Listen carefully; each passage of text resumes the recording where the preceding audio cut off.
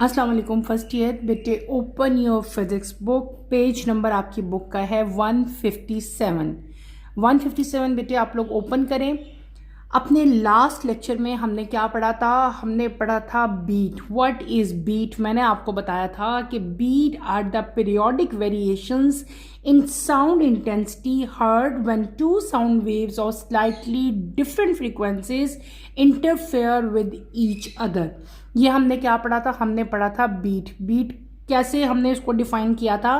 मैंने आपको बताया था कि ये एक पीरियोडिक वेरिएशंस हैं। किसमें? साउंड की इंटेंसिटी में। साउंड की जो शिद्दत है, जो आप आवाज़ सुन रहे हो, उसके अंदर जो पीरियोडिक वेरिएशन यानी कि इक्वल वेरिएशंस, इक्वल चेंजेस आते हैं in the form of sound wave. जब दो वेव जो कि डिफरेंट फ्रीक्वेंसीज की हों वो एक दूसरे के साथ इंटरफेयर करें, तो उसको हम लोग क्या कहते हैं? उस फिनोमेना को हम लोग कहते थे बीट। हमने बीट को डिटेल से पढ़ा। कॉमन एग्जाम्पल में मैंने एग्जाम्पल आपको बताई ट्यूनिंग फोक की। हमने दो डिफरेंट टाइप के फोक्स लिए, ए लिया, बी लिया, देन उसके जो वहाँ से साउंड प्रोड्यूस हुई थी उसको हमने डिफरेंट जो है बेटे वेव्स की फॉर्म में मैंने आपको सारा डिटेल में 1 बाय 1 हमने पढ़ाया। एक A B C different type के यहाँ पे हमने पैटर्न्स देखे।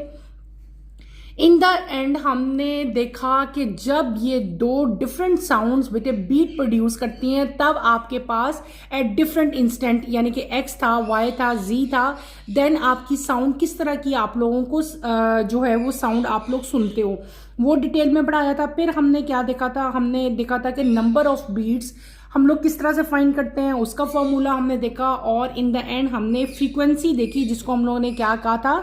बीट फ्रीक्वेंसी कहा था, कि वो डिफरेंस फ्रीक्वेंसीज में जो दो वेव्स के दरमियान में फ्रीक्वेंसी का डिफरेंट होगा उसको हम लोग क्या कहेंगे? बीट फ्रीक्वेंसी कहेंगे। उसको हम लोग कैसे राइट करते थे? F beat is equals to 1/t। और टी क्या था वहाँ पे हमारे पास? T is the time interval. ठीक है, दो साउंड्स के दरमियान में जो टाइम इंटरवल होता है उसको हम लोग कैपिटल टी से राइट कर रहे थे। बीट का टॉपिक हमने ख़त्म कर लिया था। उस टॉपिक के बिल्कुल एंड पे, उसी पेज पे अगर आप लोग नीचे आते हो तो वहाँ पे आपका टॉपिक है tuning musical instruments. There are different type of musical instruments. बहुत तरह के टाइप के म्यूजिकल इंस्ट्रूमेंट्स मौजूद है। उनकी जो उनका जो हम म्यूज़िक बनाते हैं बेटे, उनके म्यूज़िक को जो ट्यून अप करते हैं, आप डिफरेंट टाइप के ट्यून्स देखते हो। हम कहते हैं सॉन्ग की ये टोन है, ये टोन है, तो वो जो ट्यून्स हैं जो म्यूजिकल इंस्ट्रूमेंट की सेट की जाती हैं, कभी फ्रीक्वेंसी हाई होती है, कभी फ्रीक्वेंसी उनकी लो होती है, तो ये सारा का सारा जो ट्यूनिंग है म्यूजिकल इंस्ट्रूमेंट की, यहाँ पे जो फिनोमेना यूज़ हो रहा है वो क्या है? That is beat. तो आज के लेक्चर में हम लोग डिफरेंट टाइप के म्यूजिकल इंस्ट्रूमेंट देखेंगे और वहाँ पे देखेंगे कि उन म्यूजिकल इंस्ट्रूमेंट में बीट किस तरह से प्रोड्यूस हो रही है। तो let's start with the reading, then इंशाल्लाह साथ साथ मैं आपको एक्सप्लेन करती जाऊंगी। Tuning musical instruments. Here are some examples of how beats are generated in musical instrument. Number 1, guitar. When playing two strings with slightly different tuning, beats are created. For example, playing a standard tuned string and a string tuned a few cent higher or lower. Number 2 is piano. Playing two keys white and black adjacent to each other creates beat. Number 3, violin. When playing two strings with slightly different bow pressure and speed, beats are generated. Number 4, drums. When two drums with slightly different tunings are played simultaneously, beats are created. Number 5, flute. When playing two notes with slightly different embouchures कह सकते हैं इसको हम लोग, position, beats are generated. Number 6, when playing two pipes with slightly different tunings, beats are created. Number 7 is synthesizer. Generating two oscillators with slightly different frequencies create beats. In each of these examples, the slightly difference in frequency between the two sound sources create a periodic increase and decrease in amplitude, resulting in a beat or pulsation effect. Musicians often use beat intentionally to create interesting rhythmic effects add texture or produce a sense of tension and release. However, in some cases, beat can be unwanted and may require adjustment to tuning, pitch or playing technique to minimize their impact. हमने क्या कर लिया, हमने अपने इस topic की reading की. कौन सा टॉपिक? Tuning musical instruments. यहाँ पे बेटे आपको कुछ म्यूज़िकल इंस्ट्रूमेंट्स की एग्जांपल्स दी गई हैं. वन बाय वन मैं सारे म्यूज़िकल इंस्ट्रूमेंट्स की जो एग्जांपल्स हैं आपको एक्सप्लेन करूँगी. पहली जो हमने एग्जांपल अभी पढ़ी जिसकी मैंने रीडिंग की, डैट इज़ गिटार. क्या है वो? गिटार है. गिटार से आप सब फैमिलियर हो, किस तरह का गिटार होता है बेटे, सबने देखा हुआ है. ठीक है. गिटार के ऊपर क्या लगे होते हैं? लंबे लंबे से स्ट्रिंग्स लगे होते हैं. ऐसे ही है ना, स्ट्रिंग्स लगे होते हैं उनके ऊपर.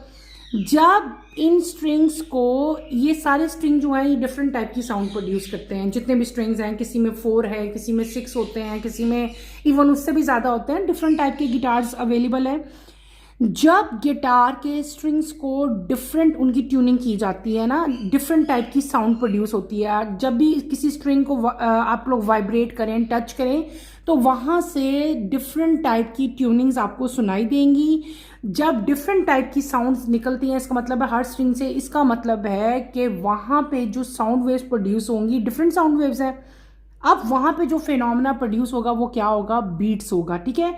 जब, क्योंकि जितने भी स्ट्रिंग्स थे वो डिफरेंट ट्यून्स जो है वो जनरेट कर रहे थे. डैट्स वाई जब डिफरेंट, आपको पता है कि 2 साउंड वेव्स हों जिनकी फ्रीक्वेंसी डिफरेंट हो, तो क्या हम उसे कहते थे? हम कहते थे कि बीट यहाँ पे प्रोड्यूस हुई है. तो बेटे गिटार के केस में भी जो है वो बीट क्रिएट होती है और इसको हम लोग अपनी मर्जी से, स्ट्रिंग जो बना होता है ना, उसको अपनी मर्जी से हम टाइट कर सकते हैं. अपनी मर्जी से उसको हम लोग क्या कर सकते हैं? लूज कर लेते हैं उसकी टाइटनेस से. और जब उसको लूज किया जाता है तो साउंड जो है वो डिफरेंट तरह की ट्यून प्रोड्यूस होती है. ठीक है. और जब 2 डिफरेंट तरह की साउंड वेव्स ट्रैवल करती हैं जिनकी फ्रीक्वेंसी डिफरेंट हो, तो क्या उसमें फिनोमेना आपके पास आ रहा होता है? बीट आ रहा होता है. लेकिन जो सुनने वाले को, जो हम, जैसे हम लोग, कोई बंदा, कोई भी पर्सन है, वो अगर गिटार प्ले कर रहा है, वो चाहे डिफरेंट स्ट्रिंग से डिफरेंट टाइप की साउंड प्रोड्यूस करता है, लेकिन क्या होता है वहाँ पे जो फिनोमेना हो रहा है वो क्या चीज़ हो रहा है? वो बीट प्रोड्यूस हो रही है. ठीक है. और जो लिसनर है, जिसको वो म्यूजिक सुनाई दे रहा है, उसको वो म्यूजिक जो है वो एक ही साउंड नजर आ रही है. ठीक है. एक ही साउंड, सुन रही है. ये नहीं है कि वो हर साउंड में डिफरेंट, वहाँ वो जो आपको एक म्यूजिक सुनता है ना, गिटार का जो म्यूजिक है, उसमें क्या है कि डिफरेंट टाइप की साउंड वेव्स ट्रैवल कर रही हैं जिनकी डिफरेंट फ्रीक्वेंसी है. लेकिन जो लिसनर है, जिसको वो ट्यून सुन रही है, वहाँ पे हमें क्या होता है कि वो दोनों जो साउंड वेव्स हैं वो इकट्ठी ट्रैवल करती हैं. ठीक है. और एक दूसरे के साथ इंटरफेयर करती हैं और आपको एक म्यूजिक सुनाई देता है. और वो जो इंटरफेरेंस है उसको हम लोग क्या कहते हैं? बीट कहते हैं. इन शॉर्ट, गिटार में जो फिनोमेना है जिसकी वजह से आपको वो ट्यून सुनने को मिल रही है, that is due to beat. Clear हो गया? गिटार क्या चीज़ है, आप सब इससे फैमिलियर है. ये सारे म्यूजिकल इंस्ट्रूमेंट्स हैं. नेक्स्ट हमारे पास आता है पियानो. पियानो भी क्या है बेटे? एक म्यूजिकल इंस्ट्रूमेंट है. पियानो, बड़ा सारा जो पियानो आपने देखा होगा, छोटे भी होते हैं, बड़े भी होते हैं. डिफरेंट टाइप की कीज होती हैं जिनको प्रेस करें तो डिफरेंट टाइप की साउंड जो है वो आप लोगों को सुनाई देती हैं. तो पियानो की भी, जब पियानो के अंदर ना, जनरली जो पियानोज होते हैं इनके अंदर 2 कलर की कीज होती हैं. एक होती है वाइट और एक होती है ब्लैक की. ठीक है. तो वाइट की को आप सेपरेट प्ले करो ना तो और तरह की साउंड प्रोड्यूस होगी, ब्लैक को सेपरेट करो तो और तरह की साउंड प्रोड्यूस होगी. लेकिन जब इन दोनों कीज को आप लोग इकट्ठा प्रेस करोगे तो आपको डिफरेंट टाइप की साउंड सुनाई देगी. हालांकि वो 2 डिफरेंट साउंड वेव्स प्रोड्यूस होंगी, ब्लैक की और होगी, वाइट की ओर होगी. लेकिन क्योंकि आपने इन दोनों को इकट्ठा प्रेस किया, दोनों ने एक ही टाइम में साउंड जनरेट की. ठीक है.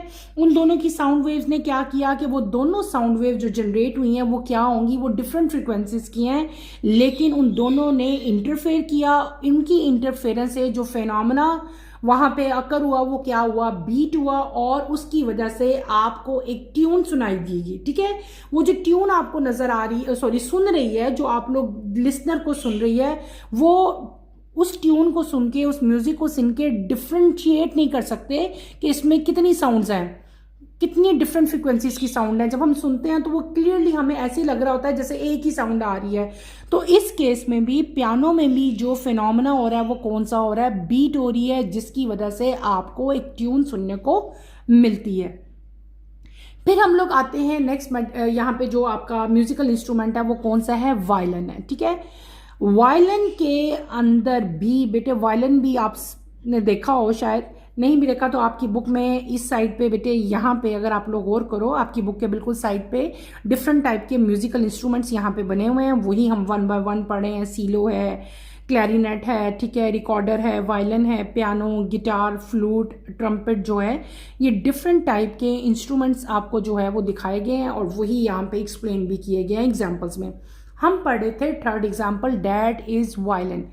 वायलिन में क्या होता है, वायलिन के अंदर भी स्ट्रिंग्स जो हैं वो प्रेजेंट होते हैं, जिनका प्रेशर और स्पीड हम अपनी मर्जी से कंट्रोल करते हैं। ठीक है, डिफरेंट टाइप के स्ट्रिंग्स हैं, हर स्ट्रिंग से डिफरेंट टाइप की साउंड प्रोड्यूस होती है और ये दो से ज़्यादा जो साउंड्स हैं जब ये जनरेट होती हैं तो ये क्या करेंगी, एक दूसरे के साथ इंटरफेयर करेंगी और इनकी इंटरफेरेंस से बीट प्रोड्यूस होगी और बीट जब प्रोड्यूस होती है तो आपको एक ट्यून सुनाई देती है। क्लियर है, छोटा छोटा थोड़ा थोड़ा लिखना है बस आपने, और उसमें कोई है नहीं है, कुछ चीज़ नहीं है याद करने वाली। When playing 2 string with slightly different बो प्रेशर, जब 2 स्ट्रिंग्स को प्ले किया जाए जिनका बो प्रेशर डिफरेंट हो तो आपके पास क्या फिनोमेना आएगा, आपके पास आएगा कि वहाँ पे बीट जो है वो जनरेट होगी। क्लियर हो गया। नेक्स्ट आपका जो म्यूजिकल इंस्ट्रूमेंट है डैट इज ड्रम। जब 2 डिफरेंट ड्रम, यानी कि आपके पास सपोज आप कहीं किसी जगह पे गए हो जहाँ पे ड्रम्स जो है वो प्ले हो रहे हैं, ठीक है। अच्छा, एक ही टाइम में बाज़ात आपने नोट किया होगा, चाहे आप ना भी गए हो बेटे लाइव, आपने कभी म्यूजिक ना देखा हो, आपने टीवी में कभी देखा होगा कि कभी कभार ऐसा होता है कि एक ही जगह पे बहुत सारे ड्रम्स पड़े होते हैं और एक साथ वो पर्सन जो है वो प्ले कर रहे होते हैं ड्रम्स को। अब डिफरेंट ड्रम्स हैं, ठीक है, लेकिन जब उनकी साउंड प्रोड्यूस होती है तो आपको एक ही साउंड नजर आती, सॉरी फिर मैं नजर कह रही हूँ, आपको एक ही साउंड जो है वो बेटे सुनाई देती है। ठीक है, ड्रम क्या है कि डिफरेंट 2 ड्रम हैं या 3 हैं, ठीक है, सब इकट्ठे उनकी बीट हो रही है, ठीक है, इकट्ठे बीट कर रहे हैं, लेकिन क्या है कि हर ड्रम से एक डिफरेंट टाइप की साउंड वेव प्रोड्यूस हो रही है, लेकिन आपको जो है क्योंकि वो साइमल्टेनियसली एक साथ इकट्ठे जो है वो उनको बीट किया जाता है, इकट्ठे एक ही टाइम में उनकी साउंड वेव जनरेट होती हैं और वो साउंड वेव्स क्या करती हैं, एक दूसरे के साथ इंटरफेयर करती हैं। तीनों साउंड वेव्स एक ही टाइम पे जनरेट होती हैं, इंटरफेयर करेंगी, लेकिन तीनों की जो साउंड वेव जनरेट होंगी उनकी फ्रीक्वेंसीज क्या होंगी, डिफरेंट होगी, और जब ये आपस में इंटरफेयर करेंगी तो जो फिनोमेना यहाँ पे भी अकर होगा वो क्या होगा, बीट्स यहाँ पे भी क्रिएट होंगी और आपको जो है वो म्यूजिक सुनाई देगा, जिसमें आप लोग सुनने में जब हम सुनते हैं ना तो हम लोग डिफ्रेंशिएट नहीं कर सकते कि ये किस ड्रम से आवाज़ आ रही है और ये किससे आवाज़ आ रही है, वो कंबाइन होके आपको एक ट्यून जो है वो सुनाई देती है। नेक्स्ट हम आते हैं फ्लूट की तरफ। फ्लूट क्या है, फ्लूट भी एक म्यूजिकल इंस्ट्रूमेंट है, इसमें डिफरेंट टाइप के नोट्स जो हैं वो प्ले किए जाते हैं। फ्लूट के ऊपर छोटे छोटे से सुराख होते हैं, छोटे छोटे से होल होते हैं और एक बड़ा होल होता है जो बिल्कुल स्टार्ट में होता है, एंड पे भी होल होता है, ठीक है, स्टार्ट में भी इसके होल होता है, एंड पे भी होल होता है और इसके ऊपर भी छोटे छोटे से होल्स बने होते हैं, ठीक है। तो इसके अंदर क्या होता है, डिफरेंट टाइप के नोट्स प्रोड्यूस होते हैं लिप और फेशियल मसल्स के दरमियान में। आपने कभी देखा होगा कि जो लोग फ्लूट को मतलब बजा रहे होते हैं वो क्या करते हैं कि अपने लिप जो है वो फ्लूट के ऊपर रखते हैं, ठीक है। तो उसकी लिप और जो फेशियल मसल की पोजीशन है और जो वहाँ से साउंड वेव जनरेट होती है उनकी वजह से आपको एक स्पेशल टाइप की ट्यून जो है वो सुनने को मिलती है। और ये भी इसमें भी जो फिनोमेना यहाँ पे भी जो हो रहा है बेटे वो भी क्या हो रहा है, बीट ही हो रही है, क्योंकि 2 डिफरेंट टाइप की साउंड वेव्स हैं, ठीक है। एक वो है जो उस फ्लूट से हो रही है, एक वो साउंड वेव जनरेट हो रही है जो आपके मसल्स और लिप्स की वजह से उस म्यूजिक के साथ एक साउंड जनरेट हो रही है। तो ये डिफरेंट टाइप की जो साउंड वेव्स हैं यहाँ पे भी क्या करेंगी, एक दूसरे के साथ इंटरफेयर करेंगी, जिनकी फ्रीक्वेंसीज डिफरेंट होगी, आपको एक ट्यून सुनने को मिलेगी। और यहाँ पे भी जो फिनोमेना अकर हो रहा है वो कौन सा है, डेट इज बीट। फिर हम आते हैं नेक्स्ट की तरफ, डेट इज ऑर्गन, ठीक है। आप लोगों ने इस चैप्टर्स में पहले भी पढ़ा था, ऑर्गन पाइप की हमने एग्जांपल ली थी। तो ऑर्गन जो है ये भी एक म्यूजिकल इंस्ट्रूमेंट है।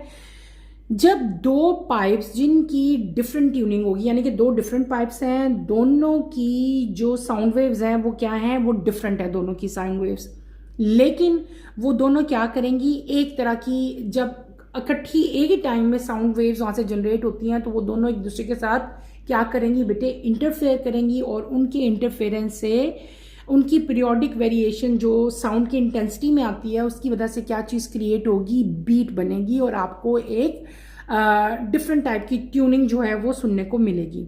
लास्ट म्यूजिकल इंस्ट्रूमेंट जो आपको दिया हुआ है डैट इज सिंथेसाइजर। क्या? सिंथेसाइजर।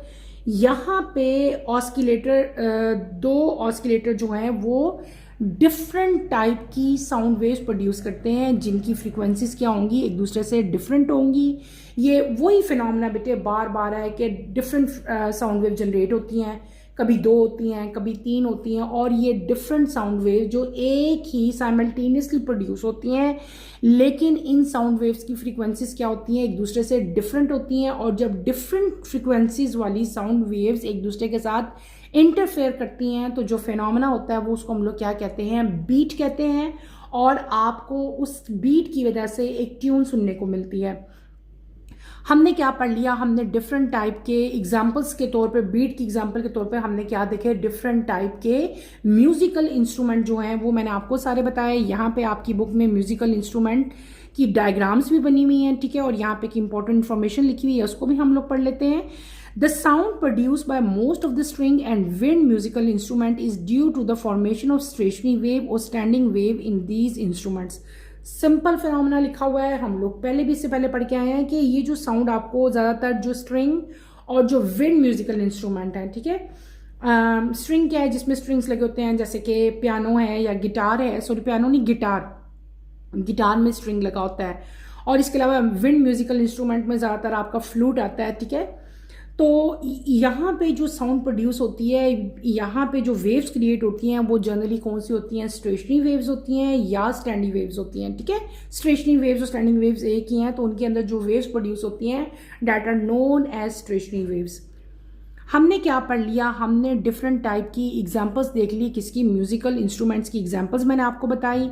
इन द एंड आपको बस एक रिजल्ट समझ लो या एक कंक्लूजन इन एग्जाम्पल, जितने भी म्यूजिकल इंस्ट्रूमेंट्स हैं इनको जो हमने पढ़ा, तो हमने क्या कंक्लूड किया, हमने कंक्लूड किया कि जब दो डिफरेंट सोर्सेज से साउंड वेव जनरेट होती हैं, जो एक पीरियोडिसिटी, मतलब पहले मैंने क्या कहा था, हमने शुरू में ही पढ़ा था कि बीट्स क्या है, बीट जो है वो पीरियोडिक वेरिएशन है।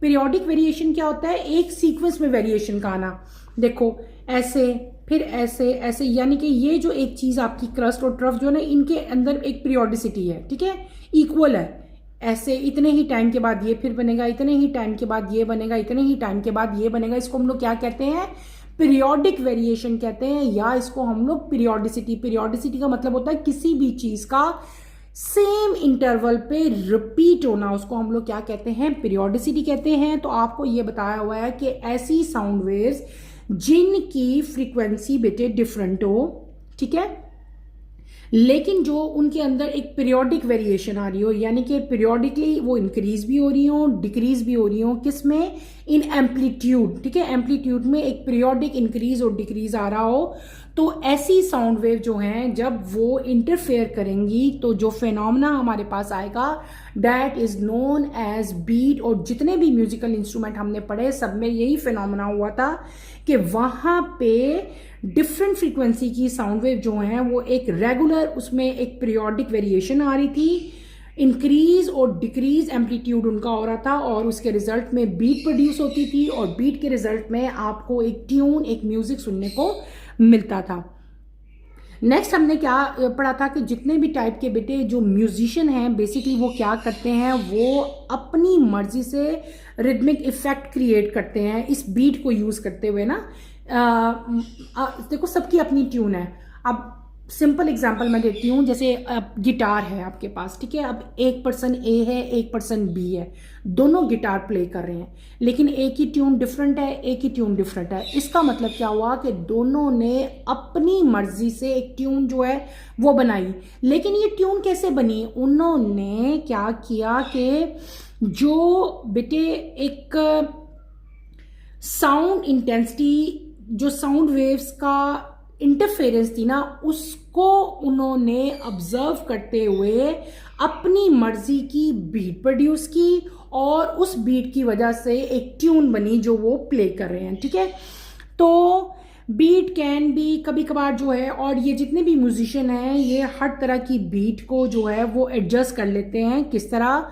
अपने जो म्यूजिकल इंस्ट्रूमेंट हैं उनकी पिच को, उनकी ट्यूनिंग को, और इस तरह की उनकी प्लेइंग टेक्निक्स होती हैं जिनकी वजह से वो बीट का जो इम्पैक्ट है उसको मिनिमाइज भी कर सकते हैं और उसको मैक्सिमाइज भी कर सकते हैं। हमने क्या कंप्लीट कर लिया? हमने अपना टॉपिक डेट इज बीट जो था बेटे वो मैंने आपको कंप्लीट पढ़ा दिया। हमने क्या पढ़ लिया? हमने बीट पढ़ा, उसमें हमने ट्यूनिंग फोक की एग्जांपल ली। इन द एंड हमने बताया कि नंबर ऑफ बीट्स जो है वो हम कैसे फाइंड करते हैं। फिर मैंने आपको ये भी बता दिया कि बीट फ्रीक्वेंसी क्या है और बीट फ्रीक्वेंसी कैसे फाइंड की जाती है। इन द एंड हमने बीट्स की एग्जांपल्स देखी। एग्जाम्पल्स में हमने क्या देखा? हमने देखा म्यूजिकल इंस्ट्रूमेंट्स के, म्यूजिकल इंस्ट्रूमेंट्स में बीट्स किस तरह प्रोड्यूस होती है, ठीक है। क्लियर हो गया? टॉपिक आपका ख़त्म हो गया। इस टॉपिक के बिल्कुल एंड पे हमारे पास एक न्यूमेरिकल है, हम वो भी कर लेते हैं। पेज नंबर 158 पे आप लोग आओ तो two tuning forks exhibit beat at a beat frequency of 3 Hz. The frequency of one fork is 256. Its frequency is then lowered slightly by adding a bit of wax to one of its prongs. The two forks then exhibit a beat frequency of 1 Hz. Determine the frequency of second tuning fork. आपको पास क्या है? Tuning focus हैं, ठीक है। दो tuning focus हैं। एक tuning फोक frequency आपको कितनी बताई है? 256 दी गई है, ठीक है।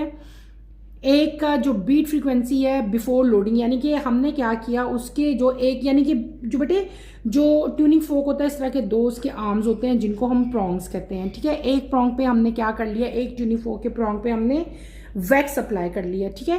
तो उसकी फ्रीक्वेंसी क्या होगी? वैक्स अप्लाई करने से लाइट सी लो होगी as compare to other tuning fork. तो उसको हम लोग क्या कह लेंगे? बीट फ्रीक्वेंसी बिफोर लोडिंग और beat frequency after loading. Before loading क्या होगी है? 3 हर्ट्ज और आफ्टर लोडिंग क्या होगी है? 1 हर्ट्ज होगी है। आपने क्या फाइंड करना है? आपने फाइंड करना है frequency of second fork. First की आपको गिवन है F2 is equal to F1 plus minus n। हम पीछे पढ़ के आए थे। सिंपल हमने क्या कहा था? हम कैसे करते हैं करेक्ट फ्रीक्वेंसी? हम लोग माइनस करके इसकी फाइंड करते हैं। अगर आपको याद हो तो यहाँ पे हमने फार्मूला पढ़ा था ना, ये देखो नंबर ऑफ बीट्स का मैंने कल करवाया था, वही आपने यहाँ पे फार्मूला अप्लाई करना है। F2 आपको F1 दी हुई है प्लस माइनस यहाँ पे क्या है हमारे पास? बीट कितनी दी हुई है, नंबर कितना दिया हुआ है? बिफोर लोडिंग 3 दिया हुआ, तो हम इसको 3 लेंगे। इसमें से आप लोग 3 माइनस, ये माइनस करें तो ये आ जाएगा, प्लस करेंगे तो 259 आएगा, माइनस करेंगे तो 253 आ जाएगा, ठीक है। प्लस माइनस एन करते हैं, उसको प्लस भी करना है आप लोगों ने, उसको माइनस भी करना है, ठीक है। क्लियर हो गया? तो आपकी जो करेक्ट फ्रीक्वेंसी है वो कितनी होगी? 253 होगी। अब जो आपकी उसमें अगर हम एक नंबर उसका इंक्रीज करें, 254 में से 53 माइनस करें तो हमारे पास क्या आ जाएगा? यानी कि आफ्टर लोडिंग जो आपकी फ्रीक्वेंसी आई है वो कितनी आई है? 1 हर्ट्ज आई है। सिंपल है, इसमें कोई डिफिकल्टी नहीं है। When first fork is loaded with wax, the frequency of first fork must fall below 256, that is 255 and 254। जब आप वैक्स अप्लाई कर दिया ना हमने उसके ऊपर, तो उसकी जो फ्रीक्वेंसी है वो बेटे कम हो जाती है, ठीक है। और यही फिनोमेना यहाँ पे सारा अप्लाई हो रहा है। ये हमारा क्या था? न्यूमेरिकल था। इसको अच्छी तरह से आप लोग करो, इसमें कोई प्रॉब्लम होती है तो मुझे बताओ। नेक्स्ट टॉपिक जो हम स्टडी करेंगे आज वो कौन सा है? टॉपिक आपका है 7.10। टॉपिक हमारा है इंटेंसिटी ऑफ वेव। इंटेंसिटी को हम लोग कैपिटल आई से राइट करते हैं। Intensity is defined as the amount of energy transmitted per unit area per unit time in the direction of propagation of progressive wave. It is a measure of the power of a wave. It is usually denoted by a symbol I. It is measured in unit of watt per square meter. A progressive wave or traveling wave is one that travels through the medium in a consistent direction and transferring energy from one point to another. It is a wave that propagates or moves forward as opposed to a stationary or standing wave. Example of progressive wave include water wave, sound wave, light wave, etc. By definition, the intensity of wave is मैं आपको right करके बताती हूँ। हमने क्या पढ़ा, हमने पढ़ा intensity of wave. Intensity of wave, कोई भी जो वेव है, चाहे वो स्टैंडिंग वेव्स हैं, साउंड वेव्स हैं, किसी भी वेव की इंटेंसिटी क्या होती है, ठीक है। इंटेंसिटी को हम कैसे डिफाइन करते हैं? इंटेंसिटी को हम डिफाइन करते हैं amount of energy transmitted per unit area per unit time. किसी भी एरिया में कितने टाइम में अमाउंट ऑफ एनर्जी ट्रांसमिट हुई है, ठीक है, उसको हम लोग क्या कह लेते हैं? वेव की इंटेंसिटी कह लेते हैं, ठीक है। और ये क्या होती है, इसको जो सिंपली आप इसको ये भी कह सकते हो, किसी भी वेव की जो पावर को हम चेक करते हैं उसको हम लोग क्या कहते हैं? इंटेंसिटी कहते हैं। इसको हम लोग कैपिटल आई से जो है बेटे वो राइट करते हैं। इसका जो यूनिट है वो क्या है? वॉट पर मीटर स्क्वायर। और प्रोग्रेसिव वेव या ट्रैवलिंग वेव वो होती है जो कि किसी भी मीडियम में एक कंसिस्टेंट डायरेक्शन के साथ मूव करी हो और वो एक पॉइंट से दूसरे पॉइंट पे क्या करती है? एनर्जी को ट्रांसफर करती है, ठीक है। हम इसको राइट कैसे करेंगे? अगर आप लोग यहां पे आओ बेटे, हम लोग यहां पे अगर देखें, आप लोग इधर आओ मेरे साथ। हम क्या पढ़े हैं? हम पढ़े हैं इंटेंसिटी, इंटेंसिटी ऑफ वेव। यहाँ पे सपोज हम राइट करेंगे इंटेंसिटी ऑफ वेव, ठीक है। इधर आओ आप लोग मेरे साथ। हम यहाँ पे क्या लिखते हैं? Intensity, intensity of a wave. मैंने आपको क्या कहा? इंटेंसिटी ऑफ वेव क्या होती है? It is defined as the amount of energy transmitted per unit area per unit time, ठीक है। इसको हम कैसे लिखेंगे? आई, कैपिटल आई से हम क्या लिखते हैं? इंटेंसिटी। इंटेंसिटी किससे लिखेंगे? हम कैपिटल आई से। और ये किसके इक्वल है? Energy, E for energy. और ये क्या है? पर unit area per unit time, ठीक है। अब यहाँ पे ये जो ई है, ई क्या है चीज हमारे पास? E is equal to energy, ठीक है। ए क्या है? Area, AREA area. और टी क्या है हमारे पास? टाइम है। तो बेटे देखो इस इक्वेशन को देखो तो क्या पता चल रहा है ना? Amount of energy transmitted per unit area per unit time. किसी भी स्पेसिफिक एरिया में कितने टाइम में एनर्जी का ट्रेवल होता है उसको हम लोग क्या कहते हैं? उस वेव की इंटेंसिटी कहते हैं। इसको हम कैपिटल आई से लिखते हैं। किसके इक्वल होता है? E divided bye A into T. और इसका जो यूनिट है वो कितना, क्या यूनिट होता है इसका? वॉट पर मीटर स्क्वायर, ठीक है। ये इसका यूनिट है, वॉट्स पर मीटर स्क्वायर। वॉट पर मीटर स्क्वायर इसका यूनिट है, ठीक है। और इसको अगर आप लोग, और अगर हम लोग इसको ऐसे भी राइट कर सकते हैं, I is equal to E divided by T. यहाँ पे ये मल्टीप्लायर है, ऊपर जाके क्या हो जाएगा? डिवाइड हो जाएगा। और नीचे आपका क्या आ जाएगा? क्रॉस सेक्शनल एरिया आ जाएगा, ठीक है। अच्छा, ये जो मैंने आपको भी बताया ना, ये जो हम लिख रहे हैं यहाँ पे E डिवाइडेड बाय टी हमने लिखा, ठीक है। E डिवाइडेड बाय टी किसके इक्वल होता है बेटे? ये इक्वल होता है P के, P के इक्वल होता है। P यहाँ पे क्या है? P इज पावर, ठीक है। E बाय टी किसके इक्वल है? P के इक्वल है। इसका मतलब मैं यहाँ पे P उतार सकती हूँ। मैं यहाँ पे क्या कर लूंगी? I is equal to P over A। तो I क्या चीज़ है हमारी? हमने यहाँ पे सारा कुछ लिखा। I क्या होगी? हमारी इंटेंसिटी होगी। एनर्जी क्या होती है? एनर्जी। E क्या चीज़ है? एनर्जी। T क्या है? टाइम है। A क्या है? आपका एरिया है। P आपका क्या हो गया? पावर हो गया। तो इसका जो यूनिट हो गया हमारे पास वो क्या हो गया? इंटेंसिटी का ये हमारे पास वॉट पर मीटर स्क्वायर। एनर्जी का यूनिट क्या होता है? आप लोगों को पता है, जूल होता है, ठीक है। एरिया का यूनिट हमारे पास क्या, हम भी पढ़ के आए हैं, मीटर स्क्वायर, ठीक है। आपके पास टाइम का यूनिट क्या होता है? सेकंड होता है। पावर यहाँ पे हमने पी पढ़ा, पी का यूनिट क्या होता है? वॉट होता है, ठीक है। तो जब इनका यूनिट हम कंबाइन करेंगे तो हमारे पास जो इंटेंसिटी का यूनिट आता है वो क्या आता है बेटे? इंटेंसिटी का यूनिट हमारे पास आएगा वॉट पर मीटर स्क्वायर, ठीक है। अब अगर आप इसी इक्वेशन को देखो तो जितनी भी वेव्स हैं बेटे, मैकेनिकल वेव जो हैं, जैसे कि साउंड वेव्स है, वाटर वेव्स है, या वाइब्रेटिंग स्ट्रिंग पे जो वेव्स प्रोड्यूस वहाँ पे होती हैं, उनमें क्या फिनोमेना होता है बेटे? वहाँ पे एनर्जी जो है वो स्टोर होती है as kinetic energy and potential energy, ठीक है। और किसी भी वेव में कितनी एनर्जी स्टोर हो रही है, ठीक है, कितनी एनर्जी स्टोर हो रही है वो किस पे डिपेंड करती है? उसके एम्पलीट्यूड पे डिपेंड कर रही होती है, ठीक है। तो हम ये कह सकते हैं कि जो इंटेंसिटी है किसी भी वेव की वो डायरेक्टली प्रोपोर्शनल है to the square of amplitude. ये मैंने क्या लिख दिया, ए फॉर एम्पलीट्यूड, यहाँ पे क्या आ गया, एम्पलीट्यूड। और आपको पता है डायरेक्टली के साइन को हम किससे रिप्रेजेंट कर लेते हैं, कांस्टेंट। यहाँ पे कांस्टेंट क्या है, के आ गया, ये क्या हो गया, ए स्क्वायर। यहाँ पे ये जो ए है ये क्या चीज़ है आपके पास, ए हमारे पास क्या है, एम्पलीट्यूड। ये ए क्या चीज़ है, एम्पलीट्यूड है। इसका मतलब क्या है, इसका मतलब है कि जो इंटेंसिटी है, इंटेंसिटी किसकी इंटेंसिटी की बात हो रही है बेटे, वेव की इंटेंसिटी की बात हो रही है कि जो वेव की इंटेंसिटी है वो किसके डायरेक्टली प्रोपोर्शनल है, वो डायरेक्टली प्रोपोर्शनल है एम्पलीट्यूड के स्क्वायर के। तो डायरेक्टली के साइन को हमने किससे रिप्रेजेंट कर लिया, कांस्टेंट से, आई इज इक्वल टू के ए स्क्वायर। ठीक है, के क्या है, कांस्टेंट है। किस चीज़ का कांस्टेंट है, कांस्टेंट ऑफ प्रोपोर्शनैलिटी। और ये किस चीज़ पर डिपेंड करता है, it depend on the physical property of wave and medium. के क्या है, कांस्टेंट है बेटे। किस चीज़ का कांस्टेंट, कांस्टेंट ऑफ प्रोपोर्शनैलिटी। और ये किस चीज़ पर डिपेंड कर रहा है, it depend on physical properties,